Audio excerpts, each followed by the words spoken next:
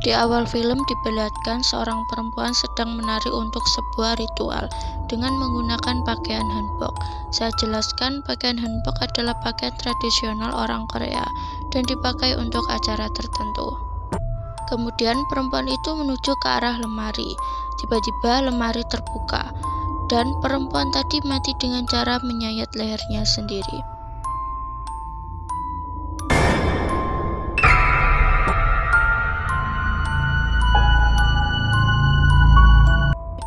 Diperlihatkan ada sebuah mobil melaju yang ditumpangi seorang ayah dan anaknya bernama Yina.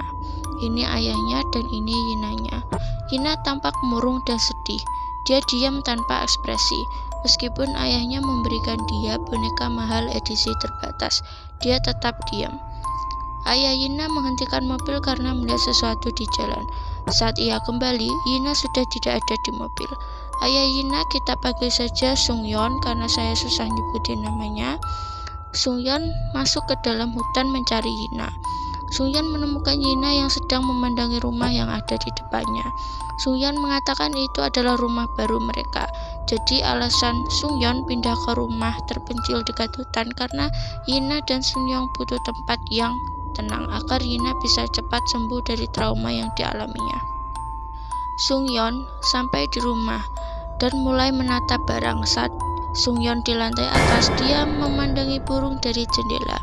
Salah satu burung menabrak kaca jendela, meninggalkan bekas darah. Saat melihat itu, Sungyeon mengingat kecelakaan yang menimpa dirinya dan keluarga kecilnya. Lalu Sungyeon meminum obat untuk meredakan ingatannya. Di sini terlihat jelas bahwa Sungyeon mengalami trauma berat setelah kecelakaan yang menimpanya. Kemudian Sungyeon menelepon rekan kerjanya dan menceritakan semuanya. Kemudian Sungyeon melihat brosur yang dikirim rekannya dan mengusulkan Yina untuk dikirim di sekolah itu. Saat makan malam, Yina tidak memakan makanannya. Yina malah sibuk melihat video di smartphone-nya. Sungyeon menerima teleponnya membicarakan soal pekerjaannya. Yina yang melihat itu pun kesal dan masuk ke dalam kamar. Di kamar Yina melihat video ulang tahunnya di mana ibunya masih hidup. Yina menangis melihat video itu karena ibunya yang selalu menemaninya sekarang sudah pergi untuk selamanya, sedangkan ayahnya hanya sibuk memikirkan pekerjaan saja. Yina kaget mendengar sesuatu di dalam lemari. Yina mendekati lemari dan membukanya. Tidak ada apapun, hanya baju dan boneka. Lalu tiba-tiba di belakang Yina muncul hantu anak kecil mengerikan. Kemudian Yina berteriak keras. Sungyeon yang mendengar teriakan keras Yina langsung berlari ke kamar Yina. Saat membuka pintu, Yina tampak baik-baik saja dan tersenyum. Saat Sungyeon bertanya kenapa Yina berteriak, Yina mengatakan dirinya tidak berteriak. Sungyeon masuk ke dalam kamar Yina. Yina segera menutup pintu lemari. Sungyeon bertanya dari mana boneka yang dibawa Yina. Yina mengatakan kalau boneka itu berasal dari dalam lemari. Sungyeon memeriksa lemari, kemudian meminta boneka yang Yina temukan untuk dibuang karena kotor dan bekas anak lain. Namun Yina tidak mau membuang boneka itu. Saat makan malam, Yina memakan habis makanannya. Sungyeon tampak kaget dan bingung dengan sikap Yina.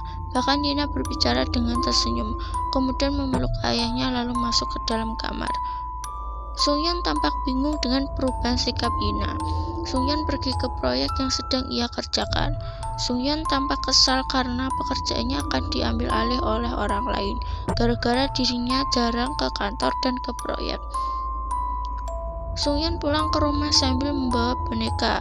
Sungyeon meminum obat terlebih dahulu karena dia mengalami depresi. Sungyeon menemui Yina terlebih dahulu di kamarnya dan mengatakan bahwa Sungyeon harus pergi keluar kota untuk pekerjaan. Yina ingin ikut, namun Sungyeon tidak mengizinkan. Seketika ekspresi Yina berubah. Sungyeon yang melihat itu menjadi bingung. Yina yang awalnya tersenyum menjadi dingin dan berteriak marah-marah. Sungyeon memberikan boneka beruang kepada Yina, kemudian pergi. Malam harinya, Sungyeon sedang mengerjakan pekerjaannya, namun terganggu dengan suara biola Yina yang keras. Sungyeon pergi ke kamar Yina. Saat masuk, Yina sudah tidur dan biola Yina masih pada tempatnya. Saat Sungyeon akan keluar dari kamar Yina, pintu lemari terbuka sendiri. Kemudian Sungyeon menutupnya. Saat akan pergi lagi, pintu lemari terbuka lagi. Sungyeon mendekati lemari dan akan menutupnya. Tiba-tiba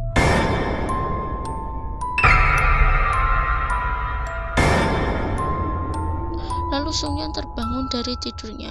Ternyata Sungyeon itu mimpi. Saat terbangun, Sungyeon melihat sekesa bangunan yang ia kerjakan sudah hancur. Kemudian Sungyeon masuk ke dalam kamar Yina. Kamar Yina sudah berantakan. Boneka beruang yang baru Sungyeon berikan sudah dirusak. Bahkan biolanya pun juga ikut rusak seperti disayat-sayat. Sungyeon melihat Yina dari jendela kamar. Yina sedang membunuh seekor burung gagak, dan salah satu matanya mulai berubah menjadi putih mengerikan.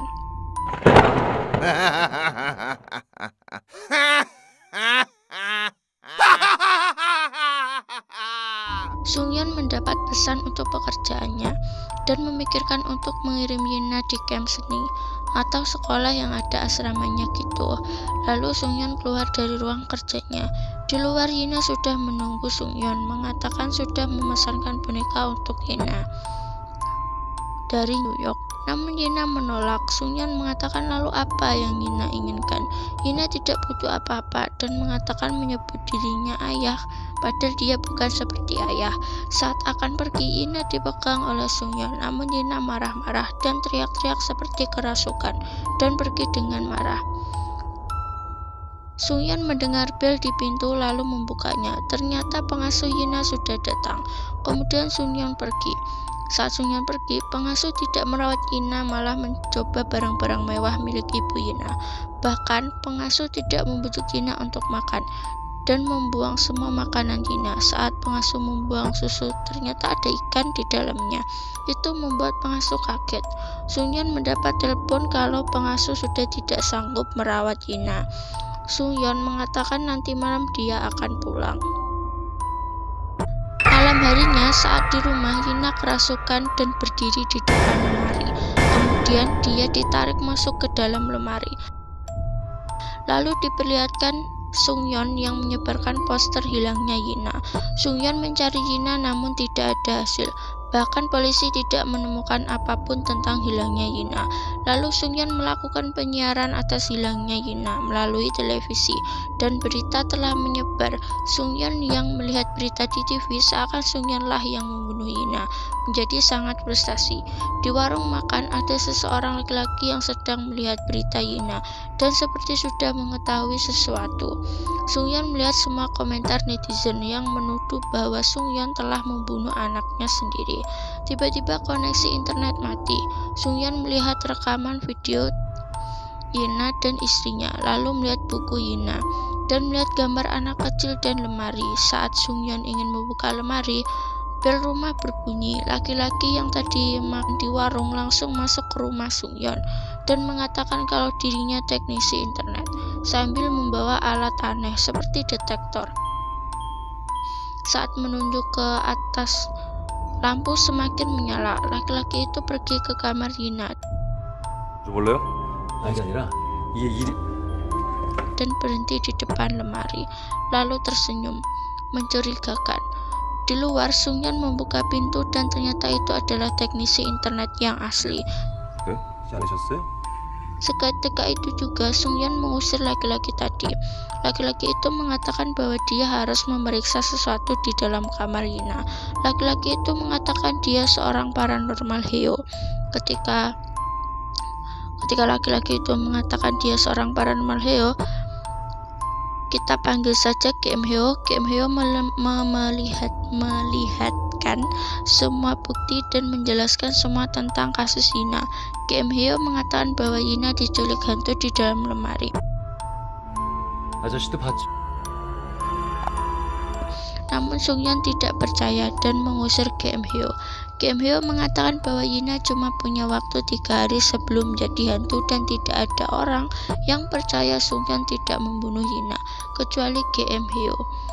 Saat Kim Hyo akan keluar, ia dicegah oleh Sung Yeon. Sung Yeon setuju dan meminta bantuan Kim Hyo. Kim Hyo menyiapkan semua alat yang ia gunakan untuk pengusiran setan dan menjelaskan semuanya kepada Sung Yeon. Kim Hyo menaruh boneka jerami dan memberikan tetesan darahnya, kemudian mengucapkan mantra, lalu memasang mantra di pintu kamar Rina sebagai pembatas. Sung Yeon dan Kim Hyo memantau dari CCTV yang telah dipasang. Kemudian mereka mendengar suara biola Yina yang menyakitkan telinga, disusul boneka jerami yang rusak. 이번엔 좀 큰 인형에다 필방. Kim Hyo mengganti dengan menggunakan boneka yang lebih besar. Kim Hyo ketiduran dan Sung Yeon yang memasang CCTV yang terputus datang ke depan kamar Rina untuk menyambung kabel CCTV. Sung Yeon mendengar suara Yina yang memanggil dari dalam kamar. Sung Yeon masuk ke dalam kamar Rina, kemudian membuka lemari. Di dalam lemari boneka tadi sudah rusak, lalu pintu kamar menutup. Kemudian lampu menyala, menandakan kedatangan hantu. Saat berbalik, Sung Yeon diserang oleh hantu anak-anak mengerikan. Saat akan diserang, Kim Hyo memberitahu Sung Yeon untuk menutup mata, karena hantu anak-anak hanya bisa melihat orang yang dapat melihat. 우리가 아니라 악귀야. 그러니까 절대 눈 뜨지 말고 그냥 가만히 시키는 대로만 움직여야 해.